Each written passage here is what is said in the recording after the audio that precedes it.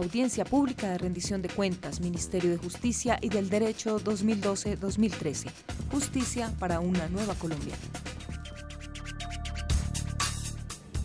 Bien, este año ha sido muy fructífero en materia de proyectos del Ministerio de Justicia aprobados en el Congreso de la República. Los más importantes tienen que ver con la posibilidad de hacer un referendo sobre los acuerdos de paz el mismo día que haya otras jornadas electorales y la reforma al Código Penitenciario y Carcelario que se aprobó anoche en el Congreso. Aquí están. Un referendo para respaldar los acuerdos de paz. Cuando Colombia está en medio de un proceso para ponerle fin a más de 50 años de conflicto armado interno, el Congreso aprobó ajustes a las herramientas que permiten que el pueblo refrende lo pactado entre el gobierno y la guerrilla. Si el gobierno lo estima conveniente, puede convocar a un referendo el mismo día en que se realicen otras elecciones. Reforma a la Ley de Justicia y Paz. Asimismo, se corrigieron vacíos que presentaba la Ley de Justicia y Paz de 2005. El Ministerio de Justicia promovió una reforma que busca ponerle un límite al plazo en que las personas desmovilizadas puedan postularse a los beneficios de esta ley. La reforma también endureció la persecución de los bienes para la reparación a las víctimas y fortaleció los programas de reincorporación a la vida civil de los postulados que están recluidos en las cárceles del país. Reforma al Código Penitenciario y Carcelario. Hacer más humano el sistema penitenciario y carcelario es una de las prioridades del Ministerio de Justicia. El Congreso de la República acaba de aprobar una reforma que aliviará el régimen de beneficios de libertad, establecerá una coordinación entre las entidades relacionadas con el régimen carcelario y penitenciario, mejorará el servicio de salud para las personas recluidas y ordena que haya un juez de ejecución de penas en todos los establecimientos carcelarios y penitenciarios. Arancel judicial. Gracias a la ley sobre el arancel judicial, la rama judicial recibirá alrededor de 70.000 millones de pesos adicionales al año para mejorar y modernizar la infraestructura y la prestación de los servicios a los colombianos. Bueno, necesariamente tenemos que comenzar por el tema de la reforma al Código Penitenciario aprobado anoche por el Senado, señor ministro. Sí, Beatriz, pero voy a usurpar un poco su papel de moderadora para presentar al secretario de Gobierno que nos acompaña, el doctor Guillermo Alfonso Jaramillo, secretario de Gobierno del Distrito, a quien le damos las gracias porque nos ha permitido volver a hablar de Manuelita aquí en esta casa. Y para el tema, pues también al general Ricaurte, claro. El mayor general Ricaurte. No, yo creo que fue muy importante lo de anoche, el Gobierno lo ha dicho varias veces, esta es una de las estrategias para resolver ese problema carcelario que viene de atrás. Un gran resumen, el código no es solamente la posibilidad de flexibilizar los mecanismos ya existentes, suspensión condicional de la condena, libertad condicional, detención domiciliaria, no es solamente eso, pero es también, está de manera transversal en todo el proyecto, todo el tema de la resocialización, haciendo unas cárceles más dignas. Para eso, entonces, va a haber unas cárceles diferenciadas para sindicados, para condenados, va a haber también diferenciación de acuerdo con las condiciones particulares del interno, para las madres lactantes, por ejemplo. Vamos a modificar el sistema de salud, que hoy en día no ha funcionado, tenemos un problema muy grave ahí, creo que tenemos una fórmula novedosa, interesante, a través de una fiducia, no va a pasar por una intermediación para que haya verdadera salud para los internos, porque son colombianos que han cometido un error, probablemente otros no, son inocentes estando como sindicados, pero lo que no han perdido es su condición de seres humanos, su dignidad humana. En ese sentido va el proyecto. También normas sobre carrera penitenciaria, por ejemplo, para subirle el nivel a la gente que preste el servicio porque en ocasiones también están mal remunerados, y subirle sustancialmente el nivel a eso. Permitir, por ejemplo, que el año rural de los médicos se pueda hacer en las cárceles, tener una atención primaria en las cárceles. Ahora, ya en cuanto a los beneficios, son beneficios que apuntan a delitos, llamémoslo así, no graves. Es decir, flexibilizar la suspensión condicional de la condena, flexibilizar la libertad condicional, flexibilizar la detención domiciliaria. ¿Pero para quiénes? Esto no va a comprender, para que los colombianos lo sepan, esto no va a comprender ni asesinos, ni torturadores, ni guerrilleros, ni paramilitares, ni personas vinculadas a casos de corrupción, ni violadores, ni abusadores. En esto fuimos tan cuidadosos, Beatriz, que por ejemplo, inicialmente en el proyecto teníamos la posibilidad de que todas las personas mayores de 65 años pudieran cumplir la detención en su casa.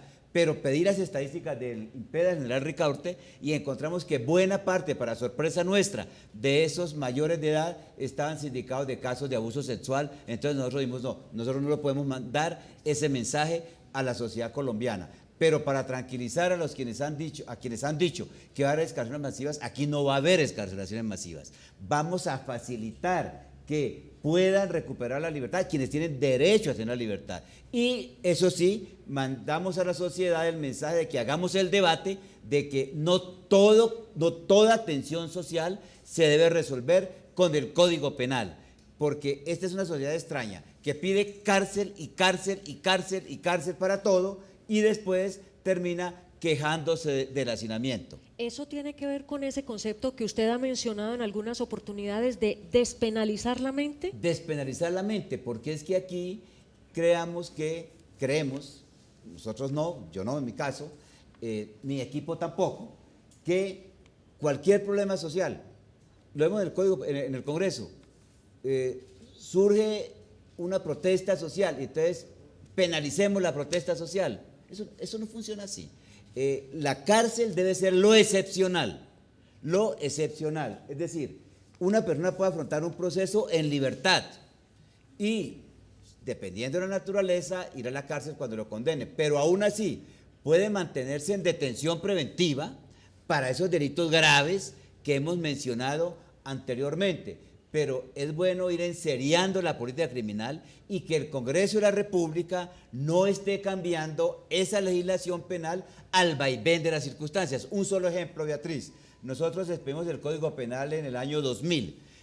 Desde entonces a hoy ha habido más de 36 reformas al Código Penal, todas orientadas a que se aumenten las penas. Pero además, a veces la sociedad es extraña en esto, es extraña en las reacciones, porque hoy se quejan, por ejemplo, de que puedan salir, no sé, 6.000, 7.000 personas de esos delitos no graves. Pero esa misma sociedad, y no la estoy necesariamente cuestionando por eso, admitió que en el caso de los paramilitares le aplicáramos 5 años a torturadores, a quienes han desaparecido personas, a quienes han matado vivos, como hicieron los paramilitares en el Cesar, a los agentes del CTI. Entonces, yo creo que hay que enseriar el debate. Muy bien. Esta reforma al Código Penitenciario, yo quisiera pedir el favor si le podemos suministrar un micrófono al general Ricaurte, porque me parece importante, muy brevemente le rogaría, pero ha habido un gran avance en materia de vigilancia y de seguridad en las cárceles colombianas. Gracias, señor ministro, por permitirme estos segundos. Primero, por involucrarnos en su trabajo y volvernos una mente positivista y una mente optimista en el trabajo.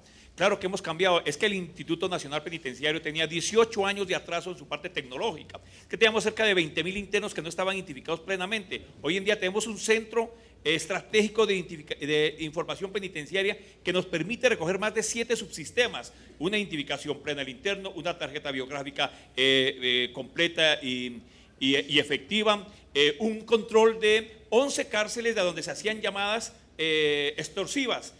Unas cárceles que hoy en día tenemos un nuevo sistema de identificación biométrico y además en el día de hoy hemos puesto a servicio cabinas donde nos permite, no indusivas, que nos permite identificar las personas que vayan a ingresar elementos prohibidos, controlados desde el Centro Automático de Estratégico Penitenciario. Mire, me enteré en la preparación de este informe que también se habilitaron salas de audiencia virtual en 24 cárceles para facilitar la asistencia de los reclusos a las diligencias judiciales que tantos problemas han causado últimamente. Claro, en los últimos 90 días de la gestión del señor ministro hemos hecho más de 1.200 audiencias donde hemos colocado al señor juez y a los internos para que minimizar los riesgos en sus traslados, minimizar también los costos operativos que tenemos en los diferentes centros carcelarios, pero también hemos hecho cerca de 900 visitas virtuales. unos internos extranjeros que tienen sus familias muy lejos, y ahí ha sido una política de nuestro presidente, por intermedio del señor ministro de Justicia y del Derecho, de humanizar las cárceles. Mire, por ejemplo, teníamos 11 cárceles hace menos de 90 días que hacían grandes colas para ingresar a los penales.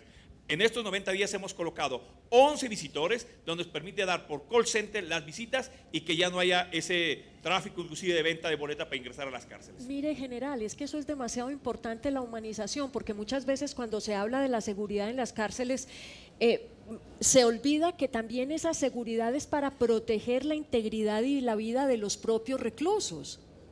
Claro, es que la política que ha transmitido el señor presidente de la República por intermedio de nuestro ministro ha sido humanizar las cárceles, disciplinar las cárceles y dignificar al hombre. Dignificar al hombre, al interno que tenemos dentro de los centros carcelarios, y por eso hay una política muy importante y ambiciosa. No solamente todas estas cosas, es que el plan que ha trazado el señor ministro ha sido un plan integral, ambicioso, pero efectivo, que tenemos que llevarlo a feliz término como nos ha ordenado el señor ministro. General, muchísimas gracias y de verdad muchos éxitos en todos esos avances, y que de verdad aquí en Colombia lleguemos muy pronto a sentirnos orgullosos por haber logrado humanizar estas cárceles que lo necesitan con verdadera urgencia.